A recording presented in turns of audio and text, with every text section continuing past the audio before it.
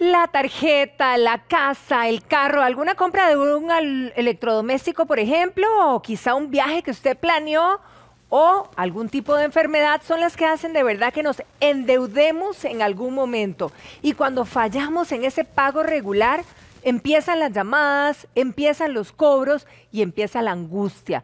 Vamos a ahondar y a profundizar en este tema con el licenciado Belisario Solano. Belisario, un placer tenerte. Muy buenos días. Buenos días, Pacho. Un gusto saludarte. ¿Toda deuda, por pequeña que sea, puede provocar un embargo, Belisario? Toda deuda, por pequeña que sea, puede provocar un embargo. No hay deuda que no se venza, no hay plazo que no se vence, ni deuda que no se pague. Así es que es mejor estar claramente ordenado cuando uno va a una entidad financiera o va a cualquier entidad privada, adquiere un compromiso, tenga la certeza de que hay plazos que le van a llegar y que en algún momento el acreedor va a intentar cobrar eso por las vías legales o a veces hasta por las vías de hecho, que es lo más peligroso. Ahora, ¿en cuánto tiempo? Porque a veces uno deja de pagar un mes y empiezan a llamar, o el segundo mes, pero ¿en qué momento viene ya ese embargo? Ok, eso es muy importante lo que usted está diciendo, Pati, por una razón muy simple. Usted tiene que leer la letra menuda del contrato. Normalmente en una hipoteca se establece claramente que el no pago de una sola cuota da por vencida la obligación y exigible la totalidad de la deuda. Entonces, hay algunos bancos, hay algunas instituciones o principalmente los acreedores privados de que al día siguiente del vencimiento de la cuota, usted no pagó esa cuota, ya esa deuda está técnicamente vencida. Ahí comienza el acoso, comienzan las acciones para poder tratar de que usted pague esa deuda y si usted no lo hace, prácticamente está a las puertas de un embargo. Quizá para quedar claros, ¿un cobro judicial es antes, después, es lo mismo? ¿En cuándo viene un cobro judicial, verdad? ¿Y cómo se diferencia el embargo? Ok, son dos cosas distintas. Uno, ¿cuál es la gestión de cobro administrativo que yo puedo hacer? Luego, ya cuando dejo de hacer esa gestión de cobro y meto a los tribunales de justicia la acción judicial y exijo el pago completo de esa obligación. Okay. Ya ahí estamos hablando de cobro judicial. Es como el primer proceso. El primer proceso, digamos, que sería el cobro administrativo, que incluso los bancos hasta le cobran a usted 10.000 colones por la gestión de cobro administrativo. Siempre uno cuando va a pagar después y a ponerse al día, ahí le aparece el cobro de los 10.000 colones por gastos administrativos. Eso normalmente está contemplado en la escritura o a la hora de constituir el crédito, por eso hay que tener mucho cuidado, ¿verdad? Luego de que ya el banco o la institución o el acreedor se agota y dice, no, ya no le voy a cobrar más a Patricia, mejor ejerzo la acción judicial. Existe ahora con el nuevo Código Procesal Civil, pues toda una gestión de cobro que era el establecido en la Ley de Cobro Judicial anterior, que ahora lo incorpora el nuevo Código Procesal, en donde los procesos de ejecución prendaria, los procesos de ejecución simple, los procesos de ejecución hipotecaria, pues quedaron claramente establecidos y yo como acreedor puedo ir simplemente a los tribunales, a los juzgados especializados de cobro, a exigir el cumplimiento y es el juez el que decreta el embargo, ¿okay? Sobre sus bienes y sobre su salario. Ahora, la pregunta que surge aquí, porque cuando dicen que cualquier cobro, ¿verdad? Que cualquier deuda, que era lo primero que comentábamos al principio de esta entrevista y que es importante tenerlo claro, no importa el monto que tenga la deuda, aplica a un embargo. Y después de lo que nos has explicado, Belisario, la pregunta sería, bueno, ¿a quién le deben de informar de primera mano sobre este embargo? Bueno, el embargo se le informa primero, o la gestión de cobro también se le hace al deudor o a los fiadores. A veces se utiliza el argumento de llamar a la esposa o al esposo, sí, al crear conflictos, sí. Al exesposo, al abuelo, a los familiares, a la gente más cercana del deudor para intentar hacer una gestión de cobro. Y esto es absolutamente ilegal y además inconstitucional, y así lo ha dicho la Sala Constitucional en muchos votos de la Sala, en donde ha declarado con lugar recursos de amparo cuando hay una violación a ese derecho a la intimidad, a ese derecho de la autodeterminación de las personas y a que no se le cobre a persona que no sea realmente la deudora. Si la que debe es usted, Patricia, usted es la que tiene que responder y yo como acreedor tengo que buscarla a usted para que sea usted la que me responda por la deuda, ni su esposo, ni sus hijos, ni sus familiares. Bueno, imagínese, estamos hablando de familia, pero ¿qué pasa cuando llaman de las entidades o de las instituciones o de los comercios a los trabajos a cobrar? Que esto estoy segura nos ha pasado a muchos. Y de repente el que responde la llamada es el patrono, ¿verdad? Y uno dice, qué vergüenza. Son prácticas comerciales abusivas. Esas son prácticas comerciales abusivas. Y se da mucho con las gestionadoras de crédito, porque a veces los acreedores les ceden la gestión de cobro a una empresa que se llama gestionadora de crédito o que se encarga de la cobranza y se permiten ese tipo de abusos y se dan ese tipo de licencias abusivas.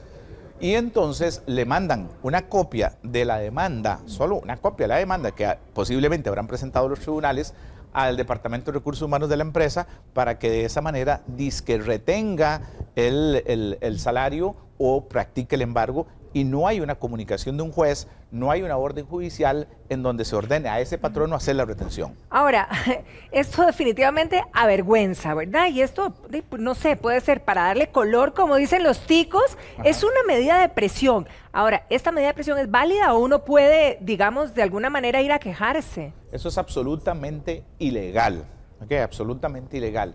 La ley que creó la Agencia de Protección de Datos en el artículo 13 dice claramente que toda persona tiene derecho a un procedimiento administrativo ante la PROHAB, que sería la Agencia Protectora de Datos, precisamente para evitar todo este tipo de abusos que eventualmente se puedan estar dando. También hay protección en la Ley de Defensa del Consumidor, mediante el cual se puede perfectamente denunciar este tipo de prácticas comerciales abusivas, y si eso genera daños y perjuicios, también por la vía civil usted eventualmente puede cobrar.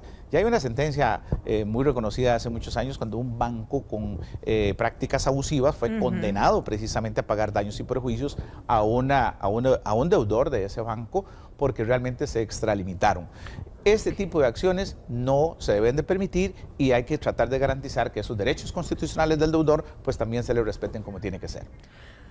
Ahora, pero por lo general, por ejemplo, lo llaman a uno de recursos humanos y le dicen, usted tiene un embargo. Ajá. Y uno, bueno, imagínese la peluca donde le queda a uno, la ¿verdad? Carrera que se pasa el pega. techo. Exacto. Y uno quizá no se enteró que ya el proceso estaba. ¿Ese método también es correcto? A ver, es que hay dos cosas distintas. Una cosa es lo que estábamos hablando anteriormente con referencia al abuso de las gestionadoras de crédito. Al acoso, al acoso, a ese uso abusivo del derecho, en que sin estar presentado en sede judicial se produce esa comunicación a recursos humanos. Ok, o sea, al hacer popular mi deuda y mi falta de pago para con todo el mundo, eso no es legal. Eso no es legal y eso no es lo correcto. Ok. Lo que sí es correcto es que la gestionadora o que el acreedor presente la demanda al juzgado especializado de cobro, y el juzgado es el que le va a notificar a recursos humanos, hay un embargo contra Patricia, hágame el favor y me le retiene su salario por el monto de tanto. Y normalmente Patricia no se ha enterado de eso. Patricia se entera cuando la muchacha o el muchacho de recursos humanos la llama y le dice, mira, te llegó este embargo, ¿ok? Te vamos a tener que retener. El salario te va a llegar con y ahí sí no hay nada que hacer. ¿Ok? ¿Por qué? Porque el procedimiento ese es correcto.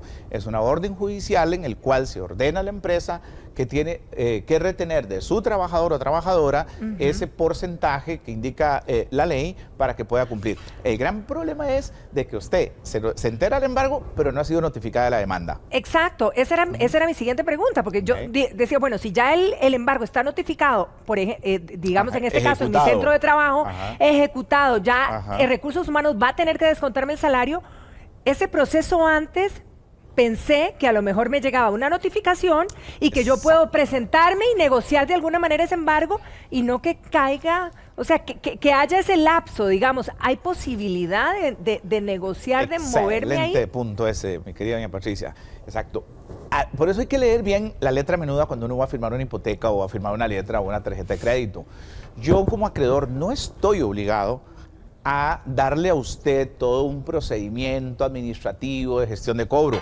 Para eso ya está claramente establecido que si un atraso en el pago de una sola cuota o en el pago de los intereses da por vencida la obligación exigible de la totalidad de la misma. Lo que hacen los acreedores, pues obviamente es que antes de ir a un cobro judicial por una cortesía, por un trámite interno, pues es mejor esperar 2, 3 días, 5 días, 15 días a ver por qué fue que doña Patricia no pagó. Claro. Ok, claro. Pero eso no es una obligación que yo como acreedor tenga. Normalmente pues se hace. Lo que pasa es que muchas veces se abusa de esa gestión y más allá de incitar a un pago de la deuda es realmente un acoso por el no pago de esa deuda. Pero el procedimiento judicial está clarísimo. Yo, acreedor, no tengo que decirle eso. Yo puedo perfectamente, sin decirle nada, yo le pongo de una vez el embargo. De una vez le pongo el embargo, le notifican el embargo, le hacen el rebajo y se acabó. Por eso usted tiene que tener muy claras las deudas que tiene y los plazos que de vencimiento de esas deudas. Pero entonces, ¿cuál posibilidad habría ahí? Podría decir, no tengo la menor idea, pero por ejemplo, si yo sé evidentemente que no pagué y que esto puede ocurrir, puedo ir y decir no puedo pagar, podemos acordar, podemos negociar previo a llegar a ese punto. ¿Sería la única vía o hay otra? Sí, buen punto, muy buen punto. ¿Qué es lo que hace uno en esas cosas? Lo correcto de un buen deudor es que si en las circunstancias en las que estoy no puedo pagar, pues busco al acreedor para llegar a un arreglo de pago, a renegociar los términos de la deuda y a replantear y decir, bueno, esta cuota que estoy atrasado la voy a pagar en tractos. Podemos firmar entonces un arreglito de pago y de esa manera salimos. ¿Por qué? Bueno, porque los bancos y los acreedores no les interesa hacerse con las casas y los carros y con esas cuestiones. Sí. Lo que les interesa es que usted le pague que le pague la deuda. Y los intereses. Al banco, el banco vive de los intereses. Sí, claro. Y yo, banco, lo único que me interesa es que Patricia me pague los intereses para poder darle vuelta al dinero. Ahora, de esa manera, hay políticas bancarias claramente establecidas para depurar esa calidad del deudor. Perfecto. Ahora, ¿qué pasa, por ejemplo, si ya llegó el punto donde llega ese cobro, ese embargo a recursos humanos? ¿Cuánto es el monto máxime del embargo? Una quinta parte del salario. Hay una serie de regulaciones en el código de trabajo con referencia a la embargabilidad o los porcentajes de embargo, y hay deudas, por ejemplo la deuda alimentaria que tiene prioridad sobre ese tema, y después ahí se establece entonces la forma en que el recurso humano le va a ir aplicando esas deducciones con referencia al salario. El gran problema es cuando usted está muy endeudada, el gran problema es cuando usted ha sacado muchos créditos y recibe poco salario mensual, en donde prácticamente un embargo que le cae automáticamente le deja sin ingreso. Exacto, hagamos ese ejercicio quizá, Belisario, el que estás mencionando, para que nos quede claro. Si yo, por ejemplo, recibo 200,000 por decir cualquier cosa, tengo pensión alimentaria, pero además le debo a una casa comercial que me compré una refrigeradora y estoy pagando ahí a 20 años, y tengo otro préstamo más, o sea, tengo varias deudas, y me cae además ese embargo de esa deuda, llámese X. Ahí van haciendo fila y fila y fila. Me puedo quedar en cero. Se queda en cero prácticamente, exacto. Y además, una vez de que paga una, sigue la otra, una vez que paga una, sigue la otra. Y esa última, digamos, esa que es la quinta parte, ¿sería la quinta parte después de pagar todo esto, o sea, haría la quinta parte de los 200,000 colones? De los 200,000 colones, exactamente. ¿En el caso del aguinaldo es embargable? No, ahí el aguinaldo no tiene esa particularidad, así es que por ahí se puede cubrir. Tocar, por lo menos eso le toca. Y en el caso, por ejemplo, de las pensiones son embargables. La pensión de la caja, digamos, una cosa así que se recibe. A ver, hay dos puntos. En buena teoría no sería embargable en alguna medida porque está cubriendo necesidades básicas de la persona. Pero ¿qué pasa cuando ese dinero ya está en la cuenta de ahorro suyo? Usted es pensionada. Claro. ¿Okay? Ese dinero ya en la cuenta de ahorro suyo, ya ahí simplemente le cae el embargo. ¿Por qué? Porque no sabemos el origen de ese dinero, si era el origen de la pensión como tal, ¿ok? Porque entonces no se podría comunicarle a la caja, decirle, reténgale, Patricia, el porcentaje del embargo. Pero yo, en el momento en que está el dinero en su cuenta de ahorros, ya yo perdí el origen, ya yo no sé el origen, y en consecuencia se lo puedo embargar. O sea, a ver, para recapitular y que nos quede claro en casa, el aguinaldo es inembargable. Ahí está protegido, la pensión, digamos, no podrían tocarla cuando sale con el que nos paga la pensión. En este caso podríamos decir que la caja es inembargable. Exacto. Pero ya cuando cayó en la cuenta y si está en la cuenta no lo pueden embargar. ¿Hay otro inembargable? Digamos sí que hay ciertos bienes básicos necesarios para la subsistencia, por ejemplo... un patrimonio familiar. Exacto. Bueno, el patrimonio familiar, las deudas que están adquiridas después de constituida la afectación familiar sobre un bien inmueble, ya no pueden embargar ese bien. Pero las deudas adquiridas antes de la afectación sí pueden perfectamente tocar esa casa, ese bien que se establece como patrimonio familiar.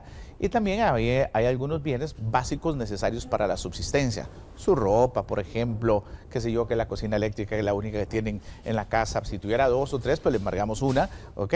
Pero si es una única, pues es necesario para que usted pueda sobrevivir y atender sus necesidades básicas. ¿Qué pasa si el deudor se queda sin trabajo, por ejemplo?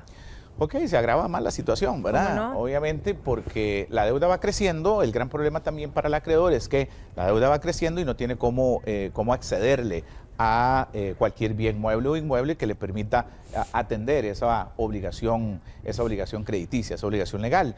Y ahí es donde también van corriendo luego los plazos de prescripción, ¿verdad? De los 4 años o la prescripción de las sentencias en caso en que ya ha habido sentencias, y ahí empiezan a jugar otra serie de factores. Ahora, Belisario, la pregunta para muchos a los cuales le embargan el salario en una empresa, ¿verdad? Si yo trabajo en Repretel, me embargan el salario. Esto de alguna manera evidentemente me genera una pena, ¿verdad? Y una vergüenza de alguna manera, pero esto puede ser mal visto de parte del patrono para mí, que yo pueda estar expuesto a perder mi trabajo. Bueno, es un buen tema de discriminación, ¿ok? En buena teoría, ningún patrono podría usar como argumento el hecho de su situación financiera para poder despedirla a usted. ¿Okay? Porque si usted es una buena trabajadora, es una trabajadora que cumple, que es eficiente y todo, pues no tengo yo, patrono, ninguna potestad para poder despedirla simplemente porque su situación financiera está complicada o porque le cayó un embargo y le cayó otro embargo. Claro. Eso ya hoy día lo podríamos decir que el trabajador está protegido y está tutelado. Uno de los puntos que me quedó pendiente fue la liquidación. ¿Esta podría ser embargable? La liquidación, el auxilio de cesantía, las vacaciones, sí podríamos ahí caer perfectamente sobre los derechos que son del trabajador, y que eventualmente pudiera haber una retención en la base para efectos de garantizar la deuda que ya venía en alguna medida cumpliéndose, pero se hace la retención del porcentaje correspondiente, el resto tienen que devolvérselo. Ok, una pregunta recurrente entre nuestros amigos del público es que si la casa es mi casa propia, la estoy pagando, no la he terminado de pagar, ¿podría ser embargada? La casa sí, si no tiene la afectación al patrimonio familiar. Ok. Entonces ahí hay que tener simplemente mucho cuidado, porque a la hora en que uno compra la casa puede someter la afectación familiar y a partir de ahí cualquier deuda posterior ya no la va a alcanzar. Aunque no la haya terminado de pagar al banco, le debo la mitad al banco, digamos. Le debo la mitad al banco, el banco sí me la puede embargar porque está adquirida antes de la afectación a patrimonio familiar. Sí. Si no tiene afectación a patrimonio familiar, con mucho más razón el banco la va a ejecutar. Digamos que si yo adquirí la casa, se la debo al banco, le metí la afectación familiar ahí y después tengo otras deudas, el único que me la podría ejecutar sería el banco. Una última pregunta con me quedé pensando en lo del cheque, porque si tenía una deuda tal y tal y tal, con ese último embargo, digamos, o sea, yo podría recibir 100 pesos en un salario. Así es. No pasa nada, eso se permite. Sí, lamentablemente es que usted tiene un montón de deudas. Y no tener con qué vivir porque está endeudado a 1000. Eso lo ve uno muchísimo en el sector público. Aunque no tenga con qué comer, o sea, porque cuando pensamos en la pensión es con la premisa de que es lo básico. Fui desordenada. Es que exacto. Entonces ahí es donde usted lo que tiene que hacer una reingeniería financiera, replantear con sus acreedores, adquirir una sola deuda eventualmente y darle un poquito de liquidez a su vida. No podemos gastar lo que no tenemos y tenemos que ser ordenados. Responsables, y eso es lo que pasa muchísimo en el sector público, y tengo que decirlo con honestidad porque conozco mucho de ese tema, en donde cooperativas, asociaciones solidaristas van y le ofrecen de todo. El oro y el moro. Es más, le voy a decir, al sector de los maestros, por decirle, que conozco perfectamente bien eso, les ofrecen absolutamente de todo, y hay maestros que trabajan y no reciben un 5 al mes de salario precisamente por las deudas que tienen o el nivel de endeudamiento en que han llegado, y eso es lo que está afectando la situación en este momento en el país. Belisario, ¿cuánto tiempo me puede durar salir de un embargo? Todo el tiempo que sea necesario para pagar la deuda. O sea, con lo que le puedan sacar a mi salario, lo que le puedan sacar a mis activos, lo que dure el banco. Porque es una partecita nada más del embargo. Recuerde que el salario no se le va a embargar en el 100%. Sí, la quinta parte. Entonces se le va a embargar una partecita y entonces tiene que ir haciendo cómodos abonos judiciales. Eso es lo que van diciendo uno, ¿verdad? O lo que dicen vulgarmente. Bueno, eso lo voy a hacer en cómodos abonos judiciales. Ay, Dios. Bueno, nos queda claro, ¿verdad? ¿Qué es lo que no hay que hacer y qué es lo que sí se puede hacer? Lo que hay que hacer es actuar con responsabilidad en el punto de vista financiero. Hay unas variables de liquidez y para ser sujeto de crédito, en donde uno tiene que tener ese nivel de responsabilidad para efectos de no endeudarse más allá de eso, principalmente tratándose de tarjetas de crédito, que ahora la SUGEF tiene un mecanismo muy importante, que aunque usted tenga una tarjeta de crédito y la tenga en cero, y usted tiene una tarjeta por $3,000 o $1,000 o lo que sea, siempre eso se toma como si fuera una deuda.